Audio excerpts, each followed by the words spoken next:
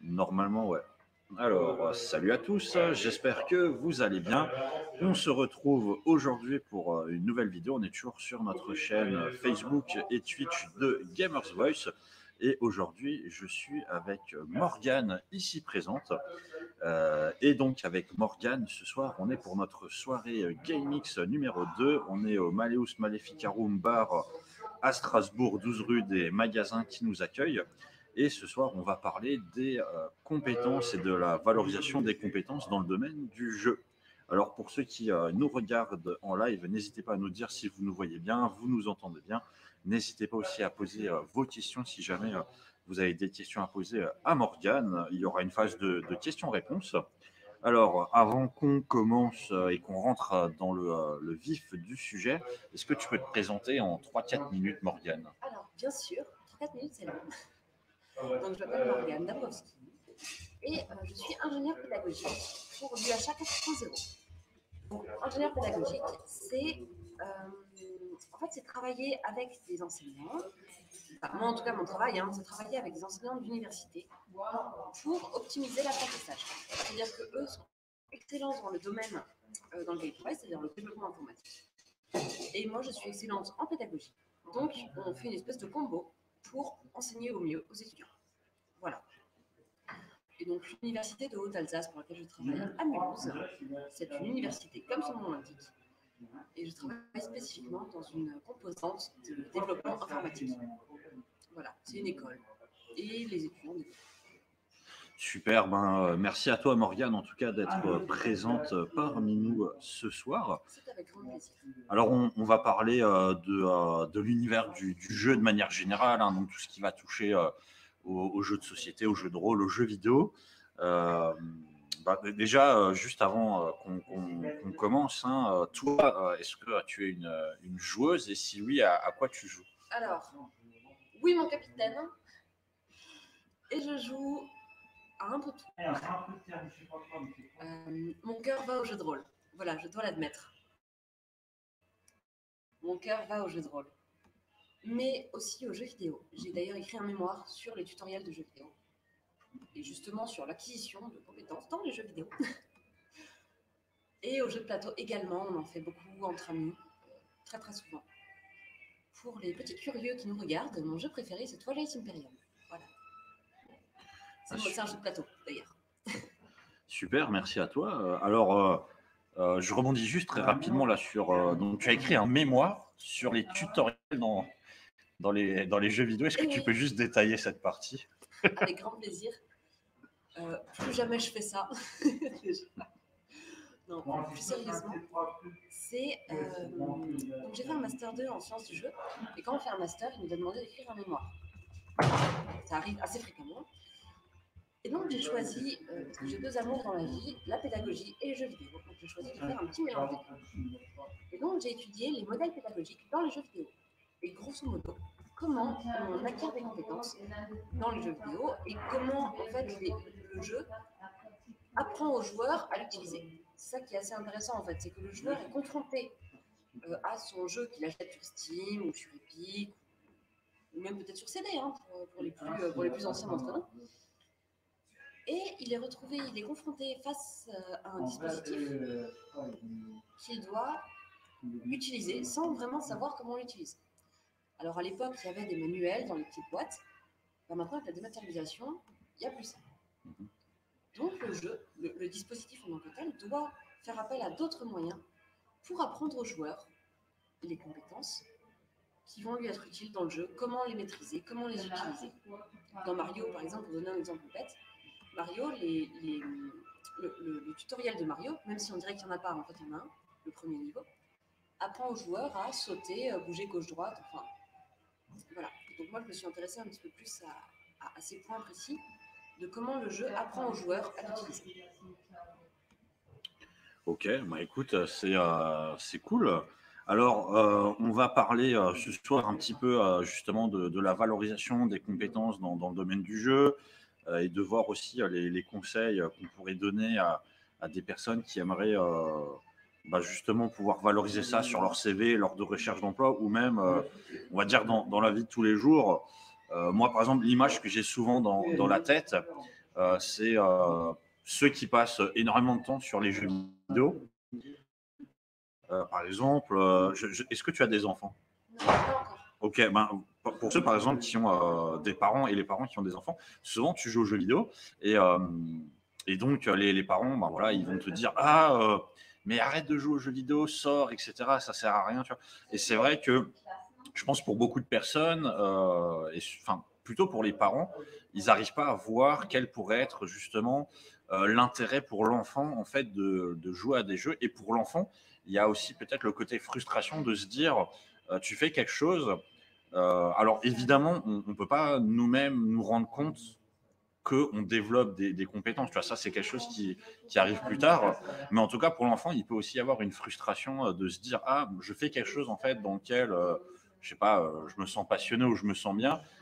Et il y a ce côté où mes parents n'arrivent pas à saisir en fait cet intérêt. Donc voilà, ce soir, on va essayer un petit peu de discuter avec toi autour de ce sujet. Alors, juste au niveau de ton travail, est-ce que tu peux rentrer un petit peu plus dans le détail déjà sur en quoi consiste concrètement ton métier pour que les gens comprennent bien, puisque c'est quand même un peu spécifique.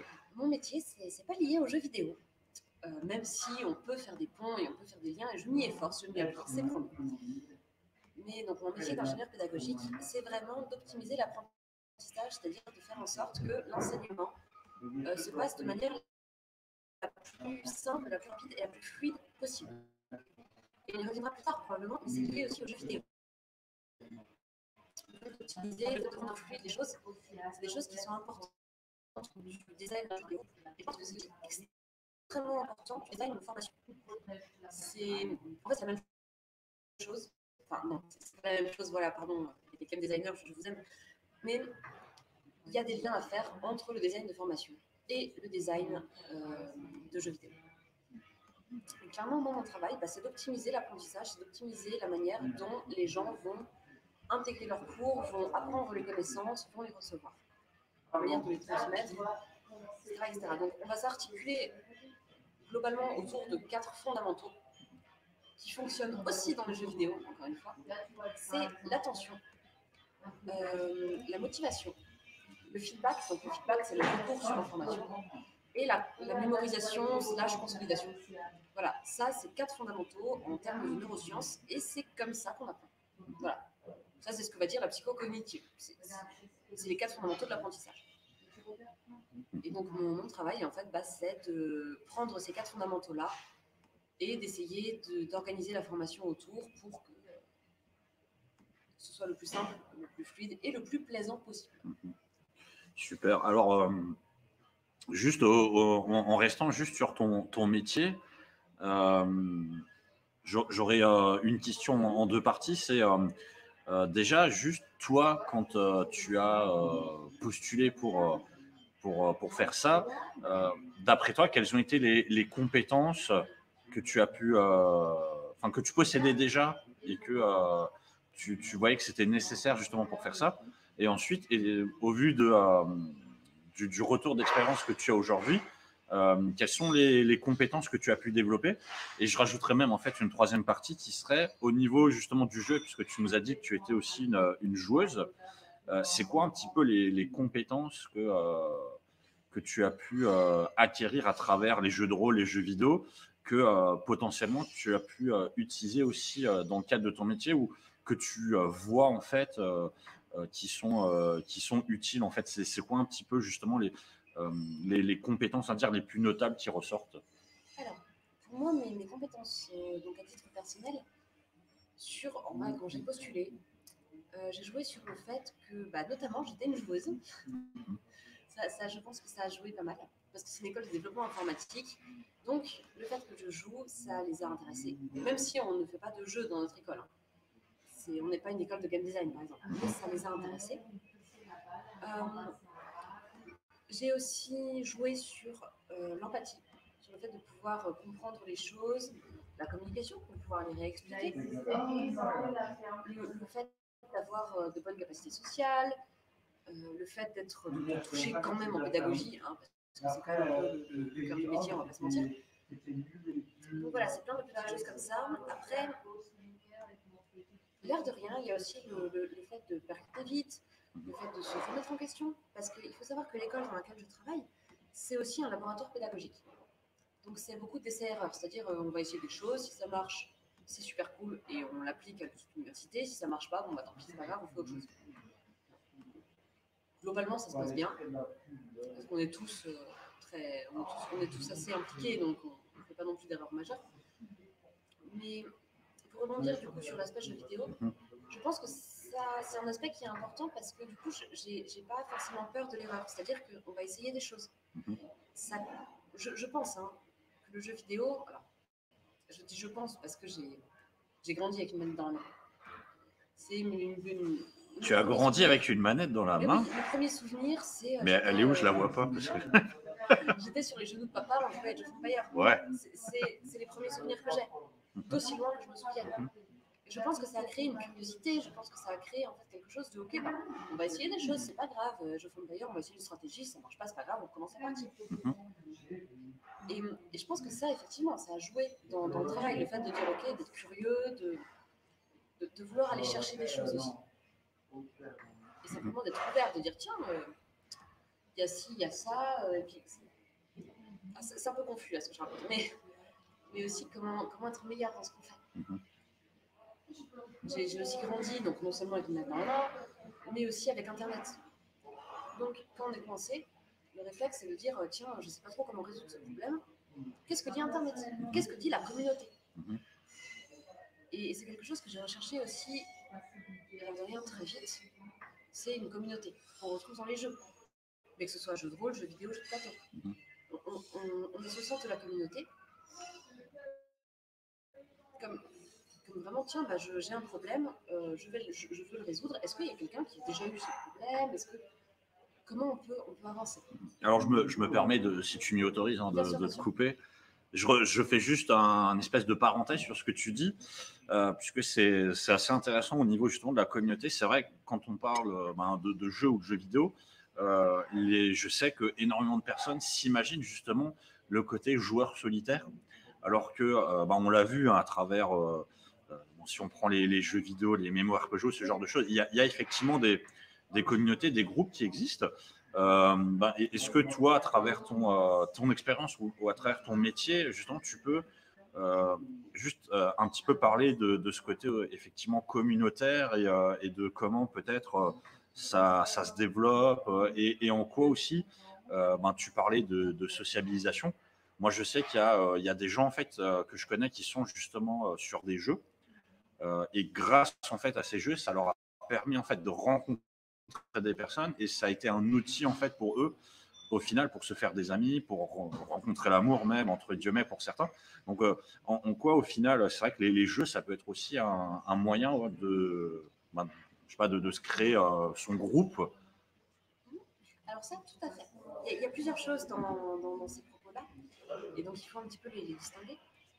La première, c'est j'ai envie de parler du coup de cette histoire de communauté parce que chez nous, dans l'école dans laquelle je travaille, encore une fois, on fonctionne en pédagogie par projet et beaucoup en autodidactie. Donc c'est une formation qui est très modulaire. Donc les étudiants, lorsqu'ils ont besoin d'apprendre une compétence, on leur donne évidemment ces ressources-là pour qu'ils puissent acquérir les compétences dont ils ont besoin. Et bien, l'un l'autre, ce n'est pas forcément les mêmes compétences. Ils ont un socle commun, évidemment, mais après, voilà. Et le réflexe, c'est de dire, Google It.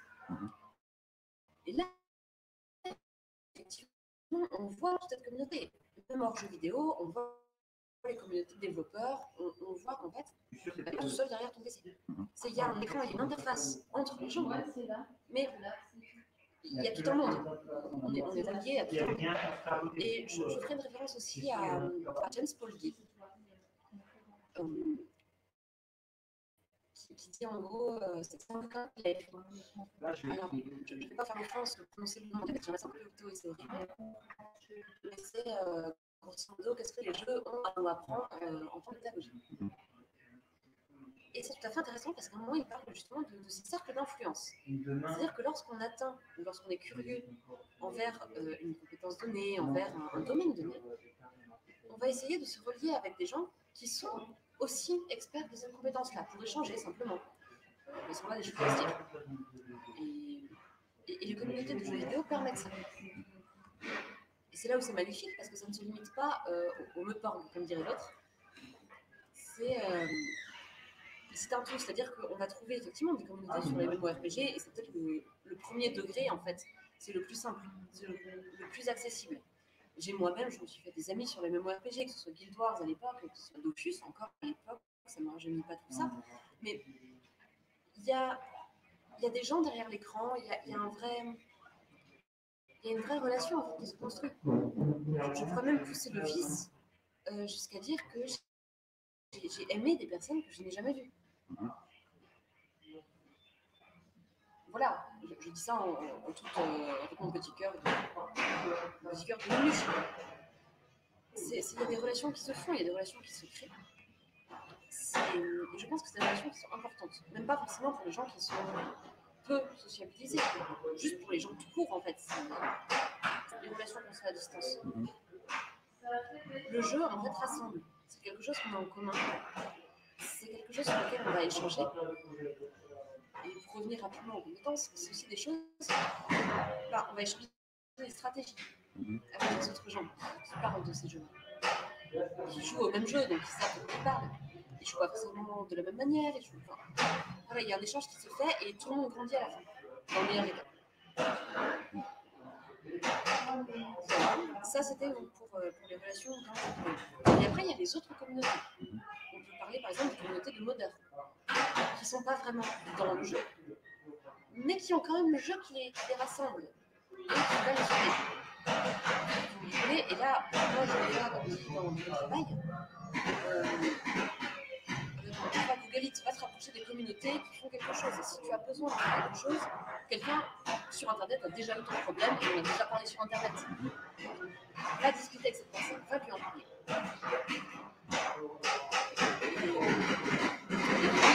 Il y a des communautés qui se montent.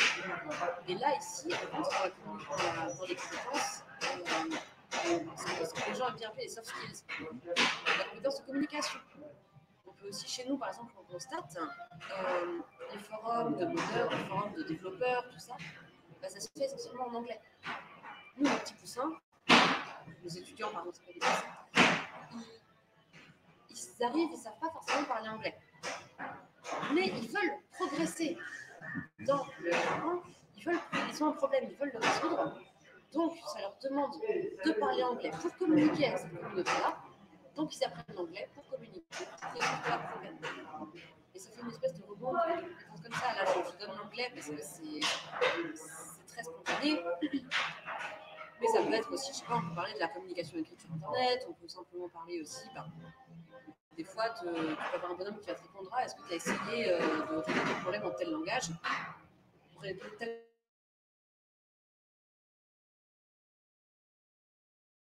La compétence se crée, et ça, je suis convaincue, la compétence se crée par la résolution de problèmes. Tu as un problème, tu veux le résoudre, tu développes les compétences pour résoudre ce problème. Et c'est la même chose dans le jeu vidéo. Tu as un obstacle, tu veux passer cet obstacle pour progresser dans ton jeu, tu vas développer les compétences nécessaires à la passation de cet obstacle. Voilà. Mic drop. Alors, je reviens rapidement, enfin, je reviens surtout sur la question du jeu. En amont du live, tu me disais que toi, tu étais plus jeu de rôle. Alors, la question que moi, je pourrais te poser, c'est justement, à travers le jeu de rôle, est-ce que tu t'es rendu compte que certaines compétences, est-ce que il y a des savoir-faire, des savoir-être, on parlait de sociabilité. Est-ce que c'est un style de jeu qui t'a permis de développer des choses ou pas? Est-ce que tu veux savoir, je te parlais de mon sujet de mémoire tout à l'heure, qui était les tutoriels de jeux vidéo. Donc l'apprentissage dans les tutoriels de jeux vidéo. Tu veux savoir ce que c'était l'autre option? C'était les jeux de rôle. Les compétences développées dans les jeux de rôle. Et j'ai longtemps hésité. Même... Oui, évidemment qu'on développe des compétences dans les jeux de rôle. Simplement déjà parce que c'est un jeu qui est social, de base. Après, ça peut... Enfin, Ça peut ne pas être social dans certains cas. Tu peux jouer tout seul avec quelqu'un dont vous êtes le héros, machin. Mais globalement, tu joues au moins à 2. Avec un MJ, un joueur. Voilà. En général, tu joues un peu plus. Et c'est quelque chose de social. Donc déjà, de base, tu vas développer des compétences sociales. De toute façon, tu vas développer de la communication, tu vas développer de l'écoute. Tu es forcé simplement parce que si tu es un bon MJ et que tu es quelqu'un d'éduqué à peu près correctement, tu vas devoir apprendre à laisser du temps de parole aux autres. Tu vas devoir apprendre à les écouter. Tu vas devoir apprendre à prendre en compte ce qu'ils disent. C'est des choses qui sont... Ça, c'est les compétences aussi. On ne dirait pas. Mais c'est des compétences qui sont en fait valorisables en milieu professionnel. Le fait de savoir écouter, le fait de savoir synthétiser des avis de plein de gens bob qui disent moi je veux ça, moi je veux ça, moi je veux ça, tiens, si on fait ça. Et de réussir à monter un plan en commun. Finalement, c'est quelque chose que tu vas être très souvent amené à faire en entreprise. On a tous connu les réunions où tout le monde donne ses petites idées, à la fin de faire un truc. C'est un équipement que tu rôles les enfants. C'est exactement ça. Après, tu vas aussi avoir des capacités en jeu de rôle d'anticipation. Le jeu de rôle, en fait, le jeu a l'avantage d'être une simulation. C'est-à-dire que tu peux essayer des choses, tu peux te rater. C'est pas grave, il va rien t'arriver à toi. Peut-être ton perso va être blessé, peut-être ton perso va être égratigné dans l'ego, et en fait, c'est toi qui vas être égratigné dans l'ego quand ton perso l'est. Mais voilà, toi, il va rien t'arriver, tu es en sécurité. Ça te permet d'essayer des choses. Le jeu a cet avantage-là d'être un environnement fictif où tu peux te permettre d'essayer. C'est une simulation de la vie, en fait. Enfin, pas forcément de la vie, mais tu peux essayer. Tu peux te permettre de tenter des trucs, même des trucs nuls. Et donc, tu vas en fait forcément, par essai-erreur, améliorer cette compréhension. Il y a un truc qui se fait, alors pas chez tout le monde, nous on n'a pas trop tendance à le faire, mais je connais des amis qui le font, qui disent que c'est, en jeu de rôle toujours, des parties amicales. Ça, ils disent, ok, on se met tous d'accord là-dessus, on fait une partie amicale, c'est-à-dire que si jamais il y a quelque chose qui se passe mal ou qu'un joueur regrette son action, il peut dire, ok, est-ce que vous êtes d'accord, on annule, on rétro-pédale, et on recommence. Et ça, je trouve ça magnifique. Et c'est des choses qui nous permettent, nous, dans la vraie vie, j'aime pas dire la vraie vie, mais ça nous permet, en fait, justement, d'acquérir des choses et d'essayer. Et je pense que c'est ça qui est vraiment fondamental, c'est d'essayer. Dans un environnement qui est sécurisé, qui est safe, où on ne risque rien. Et on développe, quoi qu'on en dise, je suis convaincue, des compétences de management, des compétences d'écoute, des compétences aussi de réaction. Parce que le nombre de fois où on a plein de problèmes qui nous arrivent dans la truffe, il faut qu'on réagisse maintenant. Au bout d'un moment, quand tu es habitué 3 fois par semaine, dans mon cas, on fait ça un peu moins souvent, mais on s'est habitué régulièrement à te prendre des surprises en fait, dans la truffe, que tu dois réagir vite et que tu dois improviser, que tu dois monter des choses, bah, ça joue dans ta vraie vie. Tu improvises mieux. Simplement parce que tu l'as plus pratiqué. Bah, c'est vrai qu'en jeu de rôle, il y a effectivement, quand le MJ va poser des situations, il faut réfléchir assez rapidement. Il y a peut-être aussi le côté stratégie, parce qu'en fonction des jeux de rôle, moi j'ai fait des jeux où il y avait un côté wargame qui était... Alors, les wargames, c'est effectivement ça. Autre chose. Enfin, ça se rejoint. Et on trouve aussi des aspects wargame dans beaucoup de jeux vidéo. C'est encore autre chose, les wargames, dans le sens où c'est une catégorie encore à part entière et où ça ouvre encore des possibilités d'anticipation, de stratégie. Les gens qui jouent à Warhammer développent des compétences particulières aussi. Même Blood Bowl. Et tu sais que j'adore Blood Bowl. Les gens développent des compétences effectivement là-dessus. Alors là, on parlait plutôt du jeu de rôle et au niveau jeu vidéo, pour toi, c'est quoi ce qui ressortirait je pense que généralement, les gens y pensent peut-être les réflexes, la dextérité, mais après, l'univers des jeux vidéo est quand même suffisamment vaste pour qu'il y ait, tu parlais d'Age of Empire, voilà, il y a aussi un côté stratégie. Donc c'est ça que les jeux vidéo, ça permet aussi de développer certaines compétences, pour toi, c'est quoi qui ressortirait le plus? Ça va dépendre vraiment du style de jeu vidéo. Par exemple, entre un automé game, jeu de stratégie, typiquement des wargames ou des partages de wargames comme Football, comme Age of Empires, qui est un jeu de stratégie, ou StarCraft, ou encore un autre jeu, on va dire, je sais pas, un jeu d'arcade super nerveux, c'est pas du tout la même compétence. Pour vous donner un exemple, j'ai un anglais qui est correct en termes de lecture parce que j'ai été habituée à lire l'anglais pour études. Mais récemment, j'ai joué à Doki Doki Literature Club, qui est un automé game avec beaucoup de rebondissements et dont je ne vous parlerai pas ici pour ne pas vous spoiler et je ne vous conseille pas d'aller sur internet ce qu'il en est. Si vous jouez, il est très bien. Mais c'est un jeu qui n'est pas disponible en français. Il y a un moment, tu fais ce que tu as envie d'y jouer, tu as envie de savoir ce qu'il en est, et bah tu te débrouilles avec l'anglais. Il y a ça. Déjà, en tout cas, c'est la première compétence que je vois, c'est la langue. Il y a des jeux qui sont malheureusement pas portés en français, bah tu te débrouilles avec ce que tu as. J'ai un ami qui a appris le japonais en fait grâce aux jeux vidéo. Parce que justement. Tu veux savoir vraiment ce qu'il en est. Et si ton jeu il n'est pas porté en anglais ou en français, débrouille-toi. Bon courage. Après, il y a d'autres compétences aussi. Vous pouvez penser à Age of Empires par exemple. Tu vas avoir en fait toute cette notion de stratégie, d'anticipation. D'analyse de risque en fait aussi, qui est valorisée pour l'entreprise, l'analyse de risque. C'est des choses dans ta vie, quand tu as un poste de cadre, oui, l'analyse de risque, ça compte. Et alors même si tu ne peux pas forcément arriver en disant ouais, moi je joue à Age of Empires, en fait si tu peux le faire, et d'ailleurs c'est bien qu'on le fasse, c'est important parce que c'est ça. Tu vas aussi avoir dans les RPG par exemple, la notion de conséquences des actes. Dans les RPG, je trouve que c'est flagrant dans les RPG, actes-conséquences. C'est pas des conséquences concrètes. Parce que toi, dans ta vie, que tu parles mal à un PNJ dans les RPG, il n'y a pas de conséquences sur toi, dans ton travail, dans ta vie de famille, voilà. C'est aussi la question de l'avatar. C'est-à-dire que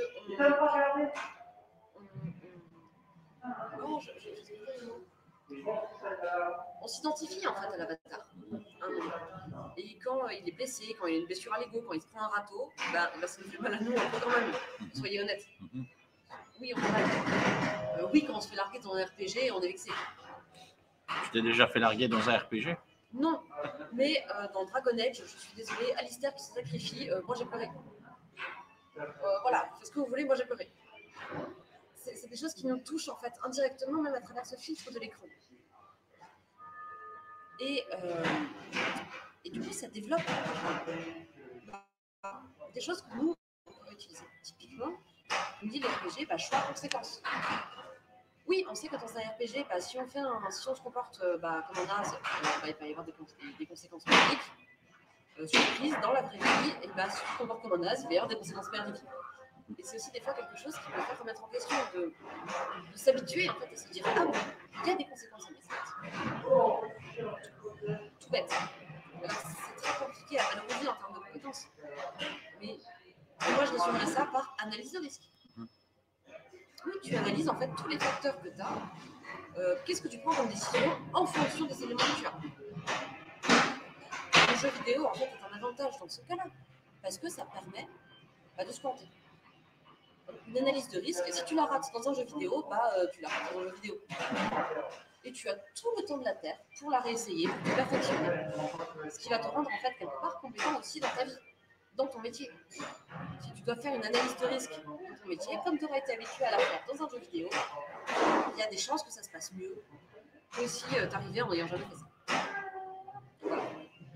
Alors, là, on a parlé effectivement des compétences qu'on pouvait développer dans les jeux de rôle, dans les jeux vidéo. Justement, tu parles beaucoup de la comparaison entre ce qu'on peut faire dans les jeux vidéo et le métier. Pour toi, c'est quoi un petit peu peut-être les 5 compétences que tu développes justement dans l'univers du jeu que tu peux mettre en avant sur un CV lors d'une recherche d'emploi? C'est quoi ce que tu peux mettre en avant, tu vois, mais qui est vraiment intéressé et intéressant par les recruteurs. C'est-à-dire, CV compatible. Voilà. C'est-à-dire, on voit ça sur un CV.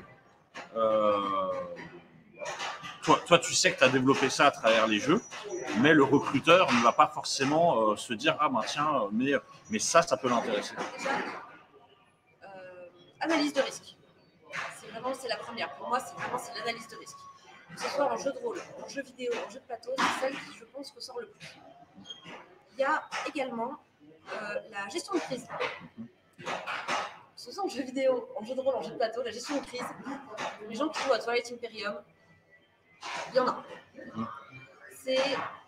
Voilà, tu dois réagir maintenant sur le tas. Tu as une situation, tu as une crise qui arrive, qu'est-ce que tu fais? En fait, de la faire en jeu vidéo, en jeu de rôle, en jeu de plateau, en ce que vous voulez, en fait, ça aide à rester calme. Parce que tu dis, ok, c'est bon, je connais, j'ai déjà eu des crises dans Stellaris, on va respirer doucement. Il y a ensuite les langues. Vraiment, ça, je pense que c'est peut-être même, je la mettrais peut-être même en premier, les langues. Même si ça dépend des cas, parce que je connais aussi des gens qui sont très joueurs, mais qui ne parlent pas anglais et qui refusent de jouer à des jeux qui ne sont pas portés en français. C'est un peu triste pour eux. Coucou Barbara, je t'aime. Salut Barbara, je ne sais pas qui tu es, mais apparemment. Non, c'est à l'anglais.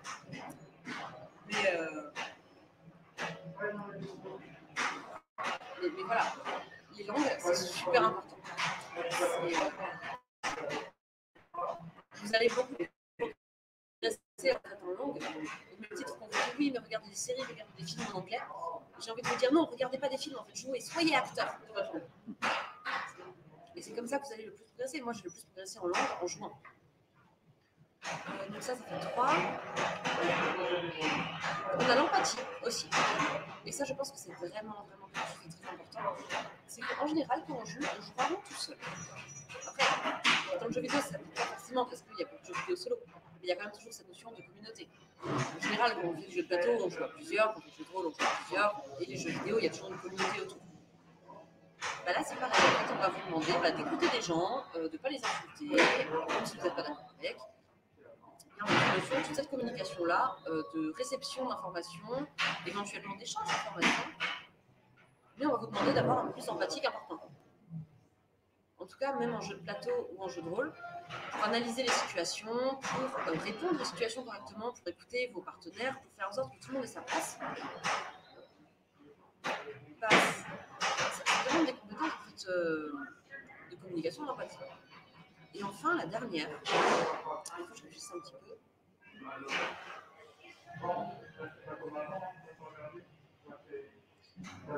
Alors pour ceux qui nous regardent, hein, il est en train de réfléchir. Voilà, je réfléchis. Et en réfléchissant, elle ne bouge plus. Mais je dirais que c'est...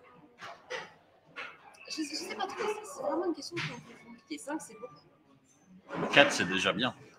4, c'est déjà bien. Mais après, il y en a plein qui se bousculent dans ma tête. Et du coup, il faut que j'en choisisse une. 4, c'est mieux que 3. C'est moins bien que 5, mais bon. Alors, l'analyse de risque, je l'ai déjà dit. Oui. Bah, le côté stratégie, je pense. Oui, mais ça, je l'ai déjà dit aussi. Bon, écoute, si tu en as pas 5, c'est pas grave, voilà. On va pas.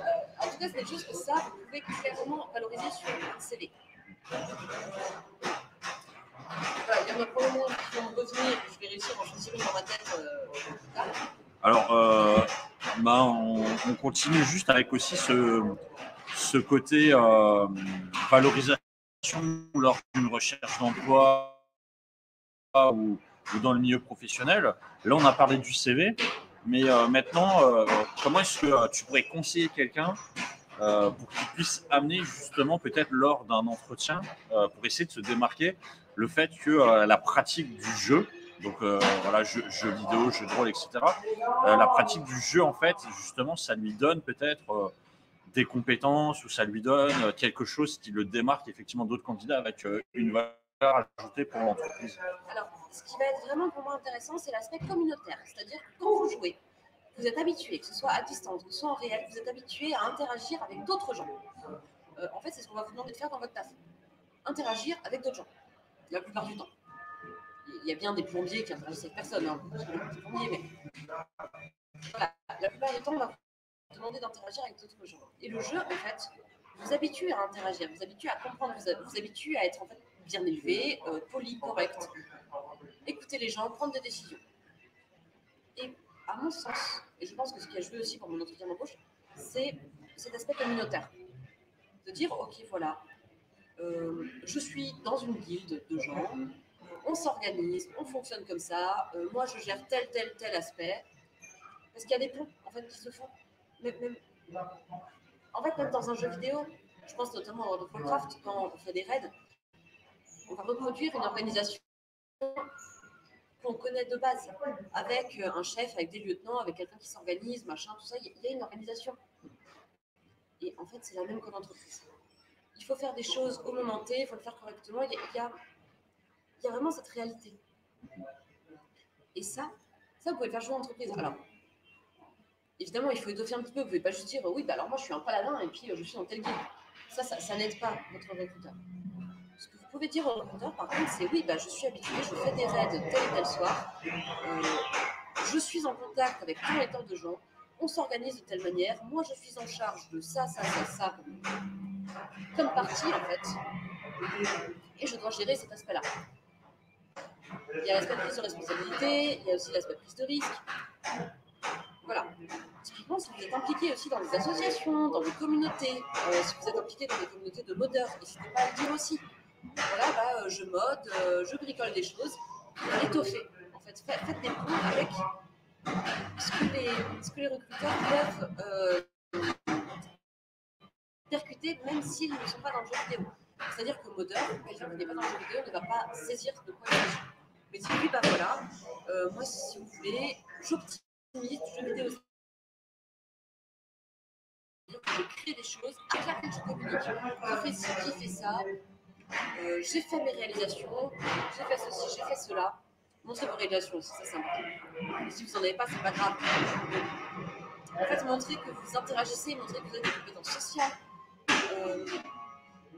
Montrer aussi que simplement dites, ben voilà, j'ai été amenée dans telle communauté à gérer des situations de crise. On a tous connu des groupes où c'est le bazar, où des fois ça éclate, où les gens ne s'entendent pas. Qu'est-ce qui est fait dans ces cas-là? Ça, c'est des choses aussi qui sont valorisables en bureau en entreprise. Alors, on est à presque 40 minutes de live. Est-ce que tu as vu le temps passer? Pas du tout. Tout le monde me dit toujours qu'il ne voit pas le temps passer. C'est magique.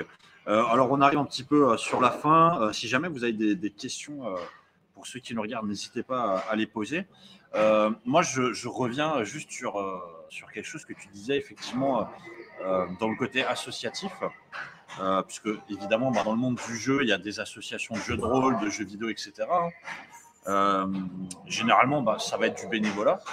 C'est des gens qui donnent leur temps libre pour faire des choses. Est-ce que, pareil, tu aurais un conseil à donner justement sur comment valoriser ce côté bénévole que les personnes donnent à travers le jeu?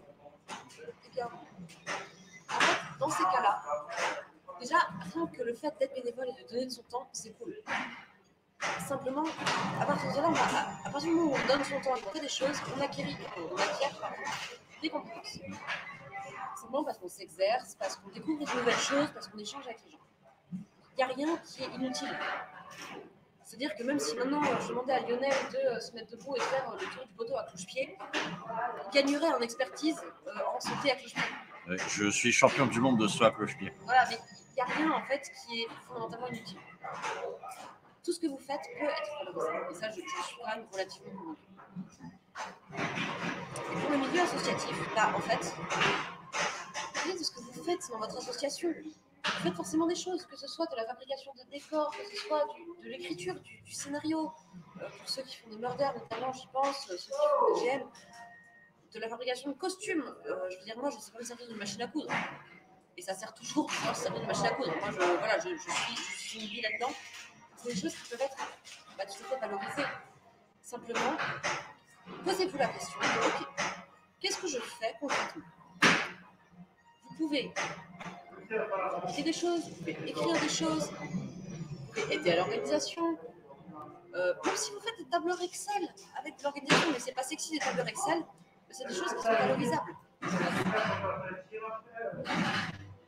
fait d'être bénévole, c'est toujours un gain pour tout le monde. Ça j'en suis extrêmement convaincue aussi. Bah écoute, super, merci à toi. Je regarde un petit peu si on a des questions. Moi, je remercie Jacques, je sais qu'il nous regarde. Merci Jacques.